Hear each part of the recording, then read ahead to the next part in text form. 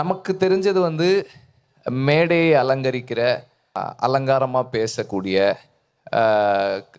கவர்ச்சி இருக்கக்கூடிய தலைவர்கள் மட்டும்தான் நம்ம கண்ணுக்கு தெரிஞ்சவங்களா இருக்காங்க. ஆனால் தலைவர்கள் என்பவர்கள் மக்களோடு மக்களாக நின்று சண்டை போட்டு அந்த மக்களுக்கான விடுதலையை வென்றெடுத்து கொடுக்குறவங்க தான் தலைவர்கள். அந்த தலைவர்களை நமக்கு தெரியவே இல்லை. அது மாதிரி ஒரு ஒரு ஒரு ஆயிரக்கணக்கான தலைவர்கள் நமக்கு இருக்காங்க, இங்கேயே இருக்காங்க. ஒவ்வொரு ஊர்லேயும் ஒவ்வொரு தெருவுலையும் ஒரு தலைவர். அவர் ஒரு ஒரு மக்களுக்கான ஒரு பிரச்சனைனா முன்னாடி போய் நிற்கிறாரு, அடுத்த தலைமுறையை உருவாக்குறாரு. அடுத்த தலைமுறையும் ஒரு பிரச்சனைனா போய் நின்று முன்னாடி நின்று கேள்வி கேட்கறதுக்கு போகிறாங்க. அது அது அதை உருவாக்குறது வந்து அவங்க நம்புகிற தத்துவம், அவங்க பின்பற்றுற தத்துவம்.